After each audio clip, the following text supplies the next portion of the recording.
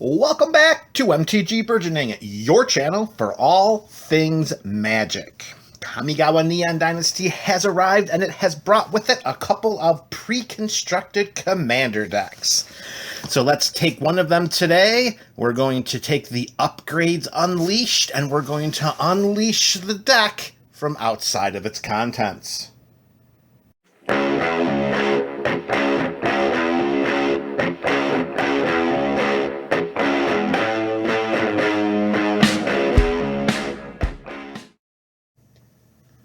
What's up, MTG That is the MTG Burgeoning community. Welcome back for another installment of our ongoing series where we open up the pre-constructed commander decks. Today, we're looking at a Gruul deck named Upgrades Unleashed from Kamigawa Neon Dynasty. So let's waste little to no time to liberate the cards from their oppressive packaging. Alright, as we've seen before, we've got these little punch-out things for tokens, and we have the divider, which is always nice. I use the dividers quite a lot, so I'm definitely going to make sure that we don't forget to punch those out. Alright, that's that. We'll move the packaging out of the way, because we're here for the sweetness. Deck box. Alright. Deck box will go right there, covering up Jace and Tamio. How to Play goes there. Life Spinner, more packaging, and now we're at the deck. The front-facing commander, Shishiro, the Shattered Blade. We got a 4/4 Snake Samurai. Whenever an aura or equipment enters the battlefield under our control, we create a 2/2 red spirit creature token with Menace. At the beginning of our end step, we put a +1/+1 counter on each modified creature we control. A modified creature is one that's equipped, has an aura enchanted on it, or has some other kind of counter. This is a bit of a different take for Gruul, but it is interesting to note that this is something that would be much more fitting for a Boros deck. Now we're seeing it kind of dip into the Gruul territory.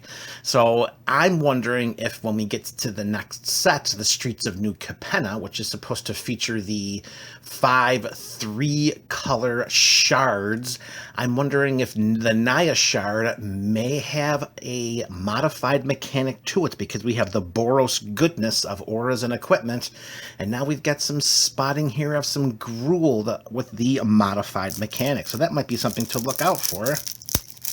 A pre-release spoiler for Streets of New Capenna. But we're not going there yet. We have a couple of months before we get to that point. Now it's all about Neon Dynasty and this commander deck. So there is the commander. I think I would have liked to have seen maybe a little bit of keyword evasion on this Snake Samurai. I mean, how often do you see a Gruul commander that doesn't have a keyword stapled to it? Alright, so we are going to move forward, and this is commander number 2. This is Kaima, the Fractured Calm. A 3/3 spirit for, again, 2 and Gruul colors. At the beginning of our end step, we goad each creature our opponents control that's either enchanted by an aura we control. Oh, that's not either. We do it whether there's an aura enchanting one of our opponent's creatures. Then we put a +1/+1 counter on Kaima, the Fractured Calm, for each creature goaded this way. So we need to use our own auras in order to trigger Kaima's ability. Also, in order to have our opponent's creatures goaded. I could see that. I mean, that's something different. You pack a bunch of spells in the 99 that's going to augment your opponent's creatures, and then they're going to attack each other while we're left relatively safe each time Kaima gets bigger and bigger. I like that innovation. Actually, I think I prefer this commander to Chishiro. This is different. I think I like that one more. I really do. Alright, so what do we got here? Alright, we got the Orakai Merge Keeper. Alright, we have, as long as Orakai Merge Keeper is modified, it has tap for 2 green mana. Not too bad when you're only paying 1 and a green, and you're already getting a regular elf. That's pretty decent. Okay. One of the newer cards, of course. Alright, Invigorating Hot Spring. Now, see, I mean, this one is all right. I still prefer Rhythm of the Wild. I think that's a much better enchantment for what this does, even when we're talking about it being in a modified deck, because with Rhythm of the Wild, the creatures that you control have Riot, so they can enter the battlefield with a +1/+1 counter as long as they're non-tokens. Plus, our creature spells can't be countered. This one only throws around 4 +1/+1 counters, which can only be pulled one at a time, and once those +1/+1 counters are gone, we are no longer getting any power toughness boosts from this enchantment. So although it's in this deck, excuse me, I would replace this card with Rhythm of the Wild. Okay, we have Tanashi Guide Bot. Okay, so we got a 2/1 artifact construct. This ETBs put a +1/+1 counter on target creature we control. Tap 4 to draw a card. This ability costs 1 less to activate for each modified creature you control. Ooh, so if you have 4 modified creatures, you can just tap this to draw a card. All right. Excuse me, a little pricey for the 4. Let's put these over here. All right, we got a Walking Skyscraper. Nice. 8/8 trample, costs 1 less for each modified creature we control with a CMC of 8. It has trample. It has hexproof if it's untapped. All right, not terrible. Particularly if you can give that card vigilance, that would be sweet. All right, Acidic Slime. Sure. Oh, there's the Beast Within. That is our go-to green removal spell. Fertilid. Yeah, they've done that one a lot. Hunter's Insight. Actually, Hunter's Insight is pretty sweet in this deck because, yeah, that would work out really well. If you're really playing to the strengths of the modified mechanic and you're really throwing around some +1/+1 counters or some equipment that give power toughness boosts, having Hunter's Insight, that's a great card for a modified deck. Oh, Kodama's Reach. I was wondering if this was going to be in the Commander deck since we're coming back to Kamigawa. Nice. That was the original, folks. That was your inspiration for Cultivate. All right, Loyal Guardian, sure. Ordeal of Nylea. There's your Rampant Growth. Zakura Tribe Elder. Ooh, Snake Umbra. Okay. That'll definitely work. Nice to see that in there. We'll put that over right there into that pile. That's the sweetness pile for me. All right, Vastwood Surge. Okay, sure. Yep, Grum Gully from Throne. Mage Slayer. There's a great equipment. Gotta love that one in a modified deck. Oh, there's Rhythm of the Wild. All right, so don't put a second Rhythm of the Wild in this deck. Didn't realize it was already in here or forgot that it was in here, but this card is great. So maybe you consider Invigorating Hot Spring as Rhythm of the Wild 2.0. And that goes over there. Okay, Arcane Signet, of course. Fire Shrieker for double strike. There's our Soul Ring. There's the Swiftfoot Boots. And, of course, the best land in the format, Command Tower. Gruul Turf, Opal Palace. Yep, all right. Package of lands there. We got Aki Battle Squad. Whenever one or more modified creatures you control attack, untap all modified creatures you control. Oh, so this is going to be a relentless assault effect for your modified creatures. Ooh. But it's 6 to get into play. Yeah, that might be all right. Maybe. Collision of Realms. Each player shuffles all creatures they control into their library. Each player who has shuffled non-tokens. Okay, this is a watered-down version of Warp World. So I would just put Warp World in there. It would be so much more beneficial because it counts all of your non-land permanents, which also will include your token creatures. That one's just bleh. Kami of Celebration. All right, Spirit for 5, a 3/3. Whenever a modified creature you control attacks, exile the top card of your library. You may play that card this turn. Ooh, okay. Whenever you cast a spell from exile, put a +1/+1 counter on target creature you control.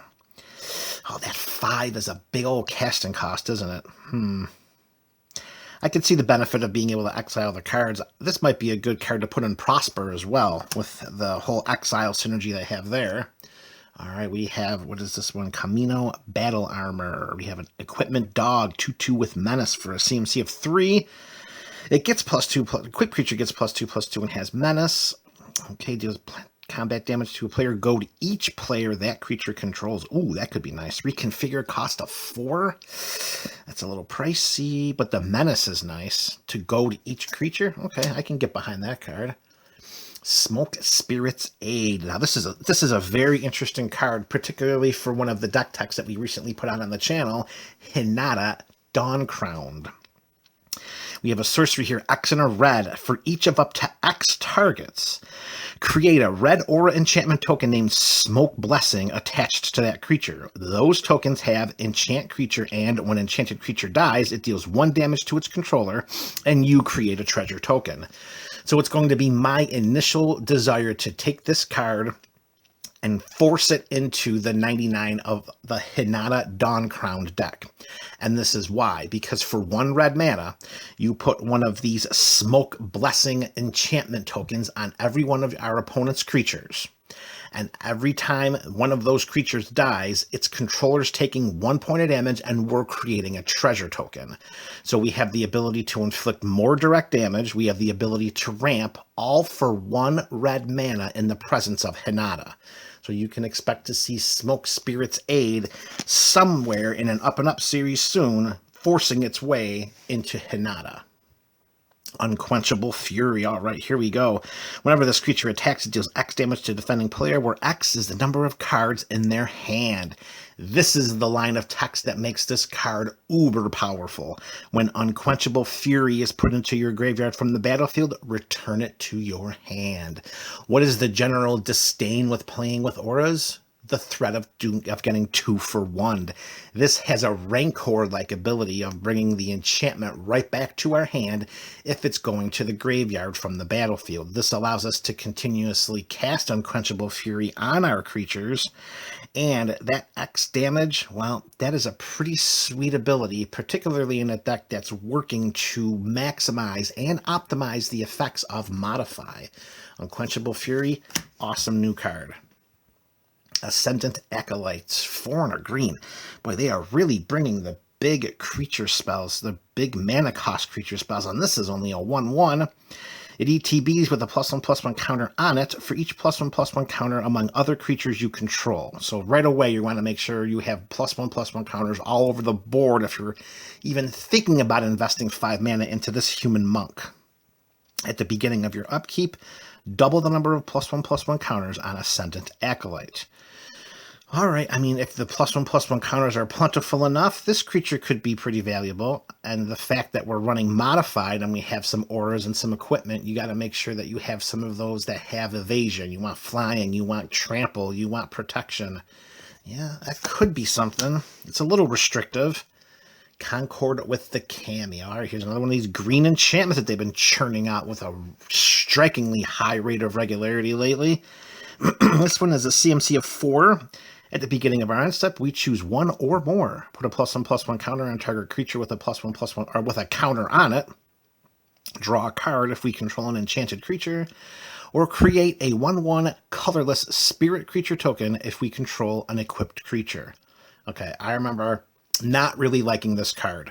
Let's just start with the bottom ability. Create a 1/1 colorless spirit token if we control an equipped creature. It doesn't even fly. What is up with these spirit tokens that don't even fly? So, vroom, drawing a card if we control an enchanted creature. We got to make sure that we have a creature that has an aura sticking onto it. Again, there's always the threat of getting 2 for 1 in that situation. Put a +1/+1 counter on target creature with a counter on it. For all intents and purposes, this most likely would read put a +1/+1 counter on target creature with a +1/+1 counter on it. And honestly, for the investment of 4 mana with this enchantment hitting the board, at most, we're returning maybe a card to our hand at the end of our turn. I know it's an every turn effect, but I'm not in love with this card. Maybe it's just me, but I am not in love with that card. All right, Kosei Penitent Warlord, 0/5, okay. If it's enchanted or equipped and has a counter, okay, so it has to be equipped, enchanted, and has a counter. Kosei has, whenever it deals combat damage to an opponent, you draw that many cards, and Kosei deals that much damage to each other opponent. Whoa! Wow, that is really cool. this is a green creature that does this? Seriously? Mono green has this now? I mean, I know we have that Hydra that can deal the same, that kind of does the same thing. All right, as long as it's enchanted, equipped, or has a counter, whenever it deals combat damage to an opponent, you draw that many cards, and Kosei deals that. Wow, I build a mono green deck with this dude. All right, yeah, you're going to go right over here into the sweet pile. Wow. That seems really powerful for a mono green commander. One with the Kami. All right, here's one of our auras. See, 4. Look at that, 4. You're investing 4 in this aura, dude. All right, it has flash, but you're holding up 4 mana to cast this. And whenever an enchanted creature or another modified creature you control dies, create X 1/1 chump blockers, where X is that creature's power. The chump blockers, of course, are your colorless spirit creature tokens. Why don't they fly? All right, next up, Rampant Rejuvenator. Plant Hydra. 3 and a green. I'm always wary of a Hydra that does not have at least 1 X in its casting cost. It ETBs with 2+1/+1 counters, and when it dies, we search our library for up to X basic lands, where X is Rampant Rejuvenator's power, put them onto the battlefield, then shuffle. A lot of hoops to jump through, particularly in a deck that seems to have a pretty strong focus on creating those spirit creature tokens. I would rather play with Hour of Promise. I think that would be a better inclusion here, because it's only 2 lands for just 1 more mana. Plus, we don't have to jump through the hoops of getting it onto the battlefield, getting it to die, and then just searching for basic lands. Yeah. Okay, so we're getting out of that one. All right, so we got Silk Guard, instant X and a green. Put a 1+1/+1 counter on each of each. Cheese and Crow. Put a +1/+1 counter on each of up to X target creatures you control. Auras, equipment, and modified creatures you control gain hexproof until end of turn. That's a sweet card. That really is. I mean, aside from getting the +1/+1 counters, I mean, this just might be an overcosted, overglorified heroic intervention. However, I'm pretty sure that this card would be a lot more lighter on the wallet. All right, Tanuki Transplanter, 2/4 equipment dog. Whenever it or equipped creature attacks, add an amount of green equal to its power. All right, until end of turn. We don't lose it, and as steps and phases end, reconfigure of 3 with an initial investment of 4. It's a little pricey. I'm not sure I would keep that in there. Agitator Ant, okay. Beginning of your end step, each player may put 2+1/+1 counters on each creature they control. Goad each creature that had counters put on it this way. This would be a great creature to pair with Kaima over here, because I'm telling you, that would be a much sweeter deck to do like a goad deck. I really, really like that idea. That's very outside the box thinking for a Gruul deck. When you sit down and you're thinking about a Gruul deck, you're thinking big, huge, nasty creatures that we're going to turn sideways to just smash and stomp through your opponents. Never would you think to craft a 99 around a creature that would allow your opponent's creatures to attack each other, keeping us safe through other cards that we have in our library.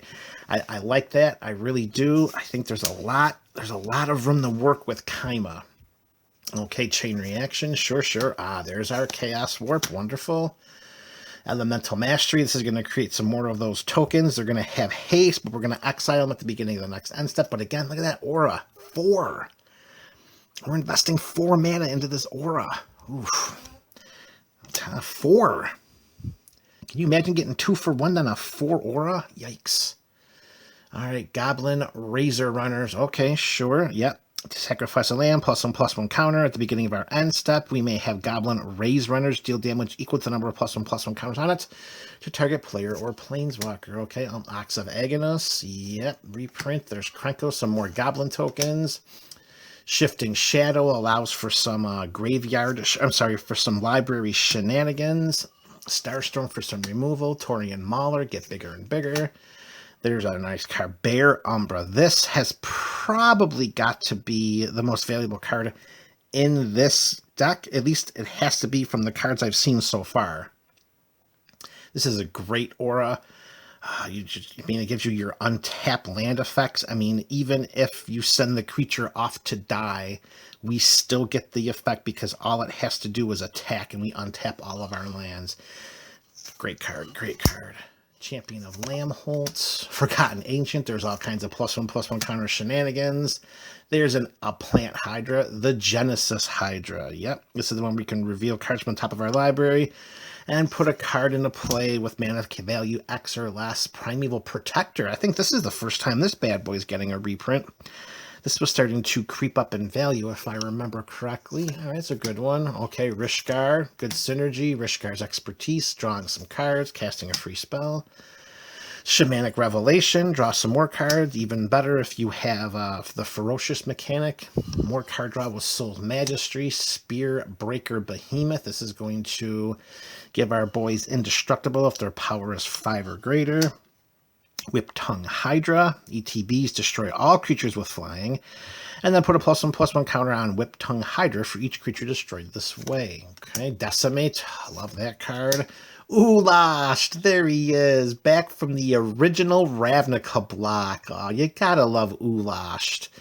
Great commander in and of itself. Oh, Blackblade Reforger is a nice equipment. All right, good, good. Bone Horde, nice sort of vengeance. That must be the lands now. Alrighty, probably what?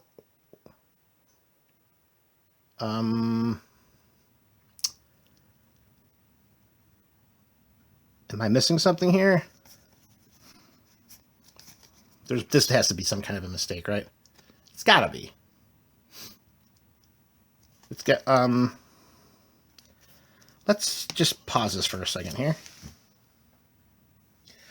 Okay, now, perhaps a little bit of additional research would have been nice before opening up this deck. I mean, looking, taking a brief perusal of the deck list itself, but not understanding that there was an error here by including 2 Mossfire Valleys and not including a Nissa Planeswalker.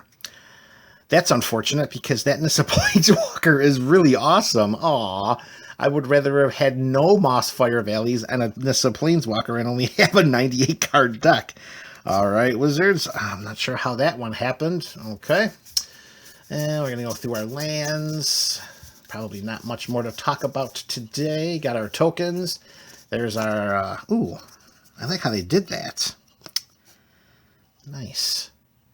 Well, if you're going to do the cardboard version and making it thick and not really allowing it for anything else, although I still prefer the oversized cards, honestly, that's the way to do it. Give it some better artwork, or some better treatment, I should say. Same artwork, different treatment. Ooh, a new kind of treasure token. Love when they do that. Another new goblin. Gotta love those goblins, baby. There's the Smoke Blessing. Oh, they give you 1? Really? They give you 1 Smoke Blessing? Tell me they didn't just give us 1 Smoke Blessing. They could have at least given us 2. Spear. Oh, yeah, give us lots of spirit, lots of treasures. All right, there's some more.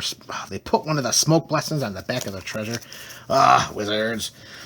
All right, so let's see. That is the 99 of Upgrades Unleashed. My personal opinion, it seems kind of weak. That's just me. I'm not saying don't get this deck. I'm not saying don't play with this deck. I'm definitely not saying don't avoid getting this deck. But for me, I don't. The Gruul mechanic is an outside-the-box thing. I mean, it's a little bit of a shift away from what it does with Boros, of course. I still believe that there is going to be some kind of synergy in the new Capenna set in a Naya form with +1/+1 counters and modified creatures. I personally prefer Kaima over Shishiro. From a value standpoint, I'm not getting a ton of value out of this deck. I mean, the Bear Umbra was awesome. I mean, that was a great reprint right there. The Bear Umbra was awesome. But outside of that, I mean, there really wasn't. I mean, you got your Soul Ring and your Swiftfoot Boots, your Arcane Signet. There really isn't a lot to. Let me put it this way. Would you pay upwards to $25 to $30 for this pre-constructed deck? Do you have the desire to play with this right out of the box? Maybe those are some questions you should ask yourself before deciding whether or not this is worth purchasing. For me, who generally just likes to either take the deck apart and disseminate it across my other decks, or just put it into storage for future decks, future considerations, rare is it that I keep a deck in its entirety. Even rarer is it do I keep it and just play with it nonstop. So I think it's really what you want to do. For me, I might start tapping the brakes on the set commander decks, just because the last several have been very underwhelming. The Fort Innistrad left much to be desired for me personally, and this one, I'm just not seeing it. I mean, I know they're probably not supposed to be super powered or powered up like the annual commander decks, but I'm starting to wonder if it's worth the overall investment. Why don't you let me know your thoughts in the comment section below. This is MTG Burgeoning, your channel for all things Magic.